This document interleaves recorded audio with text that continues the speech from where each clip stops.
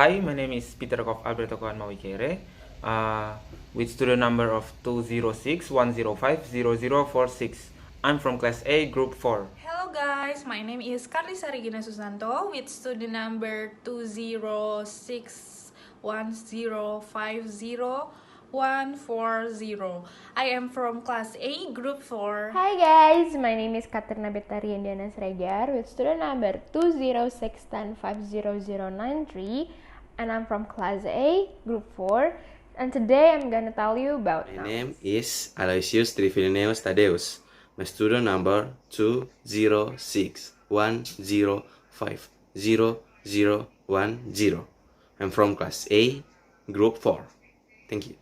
Hi, my name is Giska Gloria Suryanto Taro with student number 206-105-0123. I'm from class A, group 4. Hi, my name is Mia Sevi Apriani with student number 206-105-0023. I'm from class A, group 4. Hi guys, my name is Luffy Junungsia Sisa with student number 2061050042. I'm from class 8, group 4. So today I'm gonna tell you about noun definition. Noun itu adalah komponen of speech yang berfungsi untuk menyatakan kata benda.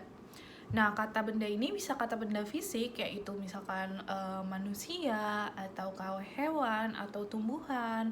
Terus juga yang kedua adalah benda yang abstrak seperti nama dan judul. The formula of noun clause is question word, it or whether, that plus subject plus verb. So here the example using question word, if and that. Number 1, I listen carefully to what she said. In here, we're using question word what. Number 2, I wonder if he lives in Jakarta. In here, we're using if. And the last, I think that group will arrive in an hour. In here, we're using that. Today, I want to tell you about adverb. Apa itu adverb? Menurut Cambridge Dictionary, adverb adalah kata bantu yang berfungsi memberikan informasi tambahan mengenai suatu verb, adjektif atau adverb itu sendiri. Ada beberapa adverb yang memiliki dampak signifikan terhadap kata yang ditumbulnya. Ada pula adverb yang hanya berfungsi sebagai penambah informasi saja. Ada berbagai macam adverb, yaitu ada adverb of time, yaitu itu kata keterangan untuk menyatakan waktu terjadinya suatu kegiatan atau peristiwa. Contoh adverb of time itu seperti 2 days ago, already, before dawn. Contoh kalimatnya itu seperti it's hard to wake up early if you sleep late. Yang kedua ada adverb of manner, adalah kata keterangan untuk menyatakan cara suatu kegiatan dilakukan atau peristiwa terjadi. Contoh adverb of manner-nya itu seperti carefully, clearly, correctly. Contoh kalimatnya tuh seperti I asked him to explain the situation a little more clearly. Yang ketiga ada adverb of degree, untuk menyatakan sampai seberapa jauh, tingkatan atau derajat suatu kegiatan atau peristiwa. Contoh adverb of degree yaitu ada completely, enough, entirely, extremely. Contoh kalimat adverb of manner yaitu ada Anita really enjoys cooking. Yang keempat ada adverb of frequency, merupakan kata keterangan yang menyatakan seberapa sering suatu kegiatan dilakukan atau peristiwa terjadi. Contoh adverb of frequency itu ada often, ada sometimes, ada always, usually, dan masih banyak lagi. Contoh kalimatnya tuh seperti she often wears flat shoes. Yang kelima ada adverb of place. Itu adalah kata keterangan untuk membicarakan di mana suatu kegiatan dilakukan atau peristiwa terjadi. Arah kemana seseorang atau sesuatu berpindah, seberapa jauh seseorang atau sesuatu, atau kombinasi diantaranya. Contoh adverb of place itu above, abroad, across, anywhere, away, dan masih banyak lagi. Contoh kalimat adverb of place yaitu a good friend of mine lives nearby, atau I store nothing under my bed. Yang keenam ada adverb of modality, merupakan kata keterangan untuk menyatakan tingkat keyakinan atau harapan. Contoh adverb of modality yaitu hopefully, likely, maybe. Contoh kalimatnya itu maybe they won't come, atau you're probably wondering why I've gathered you all here. Yang ketujuh, adverb of purpose. Itu adalah konstruksi yang berperan sebagai adverb dan menjawab pertanyaan why. Konstruksi tersebut dapat berupa prepositional praise dengan preposition for dan infinite praise. Contoh kalimat adverb of purpose. Let's go for a spin. Atau he left work early to take his child to the doctor.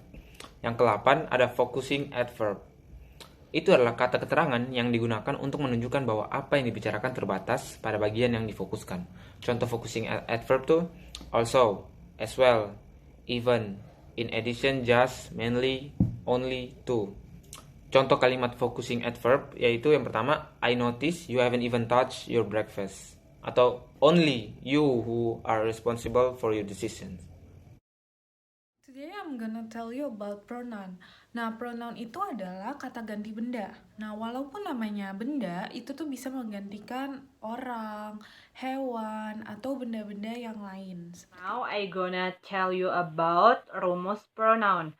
Yang pertama itu subject pronoun. Dengan rumus subject plus to be plus noun or subject plus to be plus adjective. Yang kedua itu sebagai possessive adjective dengan rumus subject plus to be plus possessive adjective plus noun. Yang ketiga itu ada possessive pronoun dengan rumus subject plus to be plus possessive adjective. Yang keempat itu ada object dengan rumus subject plus to be plus noun plus Now object. I'm gonna tell you about example pronoun sentence. It is my new bag. It's mean ini tas baru saya.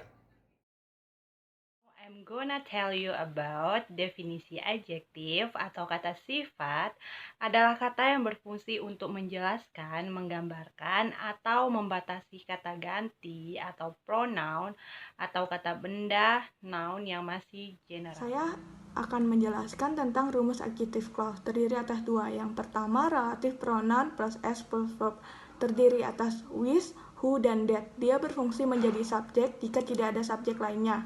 Yang kedua itu relative adverb plus s plus verb. Dia itu terdiri atas when, where, dan why. Berfungsi sebagai keterangan tempat atau keterangan waktu. I'm gonna tell you about example adjective sentence. This food is so expensive. It's mean makanan ini sangat mahal. Kalian tahu nggak sih verb itu apa? Verb adalah suatu kata yang menunjukkan sebuah aksi, perilaku, ataupun peristiwa yang dialami subjek. Verb itu dalam bahasa Indonesia adalah kata kerja. Dalam susunan part of speech, verb itu biasa terletak tepat di belakang noun atau pronoun yang jadi subjek. Saya akan menjelaskan tentang verb. Verb 1 biasa digunakan untuk simple present tense, verb 2 simple past tense, verb 3 past future tense. Perbedaan antara regular sama irregular itu, kalau regular itu mengikuti aturan umum dan membentuk kata pada simple past tense atau verb 2 dan present perfect tense atau verb 3. Kalau irregular itu akhirannya tuh berbeda dari aturan umum. Nah, yang kita tahu kan, verb itu ada regular dan irregular kan guys. Jadi, kalau irregular itu contoh kalimatnya seperti ini. He worked, jadi dia tanpa ed ya. He worked letters 2 days ago. Kalau regular itu dia menggunakan ed. Contohnya, he played, jadi play-nya itu ada ed-nya. He played badminton last week. Itu saja dari saya, terima kasih.